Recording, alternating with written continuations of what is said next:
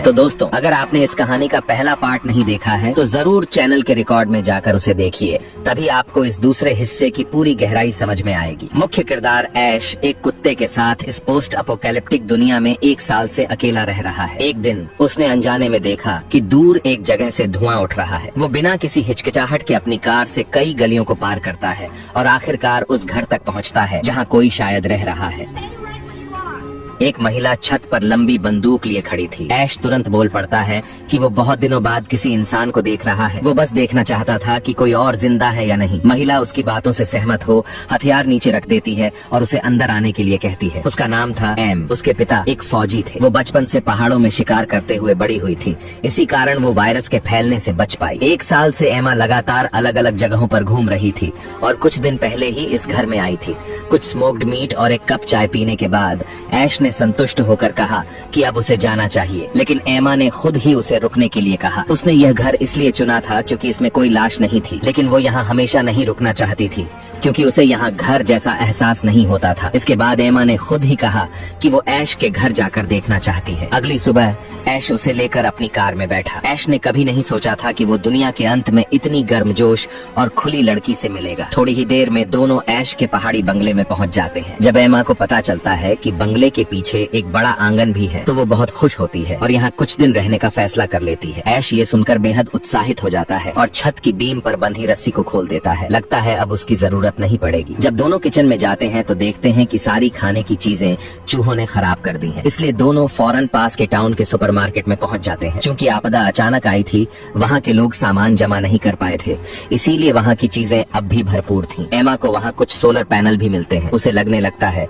जैसे ये जगह दुनिया के अंत के लिए ही बनी हो। ऐश पहले भी सोच चुका था कि यहाँ आकर रहे, लेकिन हकीकत ये थी कि अब कोई भी उससे चीजें छीनने वाला नहीं था। ऐसे में तुलना की जाए तो अपने घर के विला में रहना कहीं ज्यादा आरामदायक था। दोनों ने सामान से भर भर कर एक बड़ी गाड़ी तैयार कर ली। ये सामान कई हफ्तों के लिए काफी था, मगर एमा को डिब्बा बंद खाना पसंद नहीं था। उसने कहा कि असली स्वाद तो प्रकृति से आता है। ऐश उसकी बात समझ गया, मगर मन ही मन जानवरों को मारना उसे बिल्कुल पसंद नहीं था। उसका मानना था कि ये आपदा दरअसल धरती का आत्म सुधार प्रयास है, जो इंसान को एक वायरस की तरह मिटाने की कोशिश कर रही है। अगर इंसान अब भी प्रकृति के खिलाफ जाते रहे तो धरती उन्हें सजा देती ही रहेगी। लेकिन एमा की स्वाद की चाहत को देखते हुए ऐश ने एक मछली पकड़ने की छड़ी उठाई और नदी से कुछ ताजी मछलियां पकड़ लाया। वहीं एमा जंगल से ढेर सारे मशरूम और जंगली फल ले आई और पिछवाड़े में एक छोटी सी किचन गार्डन भी बना दी। अब ऐश को पहली बार महसूस हुआ कि वो अकेला नहीं है। फिर उसने एक मुर्गी पालन के पिंजरे की तैयारी शुरू कर दी। किताब में लिखा था कि अगर उसे अच्छे से तैयार किया जाए तो मुर्गियां खुद ब खुद आ जाएंगी। एमा भावुक होकर बोली, यही असली देहाती जिंदगी है। उसके मन में अब भी एक सवाल था, आखिर क्यों सब लोग गायब हो गए और सिर्फ वे दोनों बचे? शायद ये किस्मत का खेल था या फिर धरती का मजाक। ऐश के दिल को ये बात छू गई। उसी पल दोनों वाकई एक दूसरे के करीब आ गए। एक रात की मेहनत के बाद दोनों चादर में लिपटे छत पर खड़े थे और भविष्य की जिंदगी के बारे में सोच रहे थे। अगर उन्हें यहाँ लंबे समय तक रहना है तो बिजली की समस्या तो सुलझानी ही होगी। आखिर रोशनी और गर्मी ही तो जीवन में असली गर्माहट लाती है। अगली सुबह दोनों फिर से सुपरमार्केट जाने की तैयारी कर रहे थे, लेकिन ऐश की पुरानी कार जो सालों से साथ थी अब साथ छोड़ गई। अच्छी बात ये थी कि चारों तरफ गाड़ियां भरी पड़ी थी और पेट्रोल की कोई कमी नहीं थी। दोनों ने सुपरमार्केट से सारे सोलर पैनल उठा लाए और घर ले आए, लेकिन उन्हें जोड़ते समय ऐश का संतुलन बिगड़ गया और वह छत से नीचे गिर गया।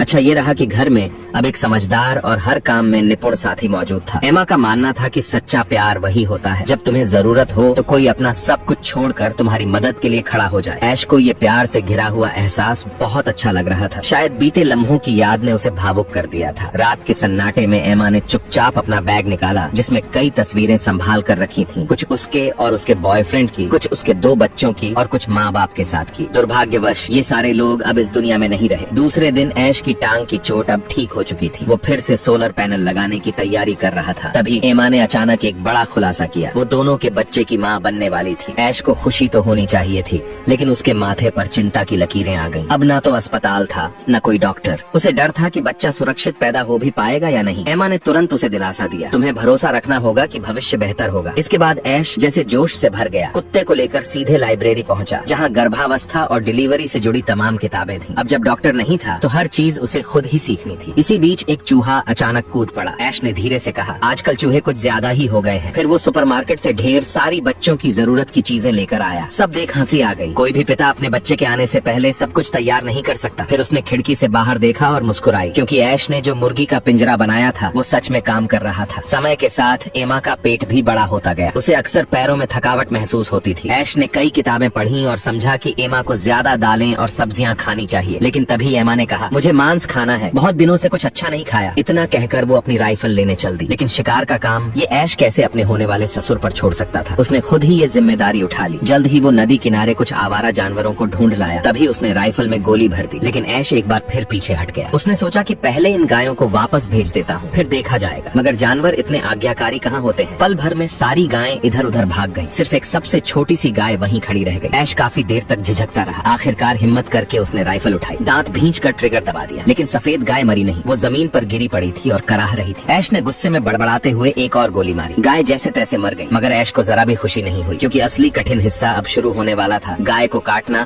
और उसका मांस निकालना। उसने किताबों में पढ़े निर्देशों को फॉलो करते हुए गुस्से में चिल्लाते हुए गाय को चीरना शुरू किया। आखिरकार एक बड़ी पेटी भर के गोमांस मिला। एमा की मुस्कान देखकर ऐश को लगा इतना सब सहना शायद वाकई में जरूरी था। मगर उन्हें अंदाजा नहीं था कि यही गोमांस उनकी जिंदगी में एक नई मुसीबत बनकर आने वाला है। एक और दोपहर बिताने के बाद आखिरकार ऐश ने सोलर पैनल इंस्टॉल कर लिए। शाम ढलते ही दोनों ने खुशी खुशी लाइट ऑन की। पुराना फ्रीजर भी अब काम आने लगा। इसी वक्त एमा ने एक डिब्बा निकाला। उसने बताया कि टॉयलेट में एक बड़ा चूहा मरा पड़ा था। ऐश ने पहले इसे हल्के में लिया, लेकिन तभी बाहर सड़क से कुछ चूं चूं की आवाजें आने लगी। खिड़की से झांक कर देखा, तब दोनों को समझ में आया कि दोपहर में काटे गए गोमांस की गंध ने आसपास के भूखे चूहों को खींच लिया है। उन्होंने जल्दी से घर के दरवाजे पर आग जलाई। बचा खुचा खाना और मांस सब उसमें फेंक दिया। मगर अब बहुत देर हो चुकी थी। हजारों चूहे उस तरफ बढ़ते चले आ रहे थे। दोनों घर के अंदर भागे और सारे दरवाजे खिड़कियां बंद कर दी। चूहे अंदर नहीं घुस सके तो बाहर ही कांच पीटते रहे। एमा को डर था कि कहीं वो पाइपों से ना आ जाए, इसलिए उसने सारे इनलेट्स में डिसइंफेक्टेंट भर दिया। तभी छत पर कुछ खुरचने की आवाजें आने लगी। अब बस दुआ ही की जा सकती थी कि चूहे जल्दी चले जाएं। तभी दरवाजे के पास से किसी की आवाज आई। तब ऐश को याद आया उनका प्यारा कुत्ता लकी अभी भी बाहर ही रह गया था। उसने दांत भींचे। एमा ने उसे दिलासा दिया, घबराओ मत, मैंने 2 बच्चों को जन्म दिया है। फिर उसने बताया कि वायरस फैलने के दौरान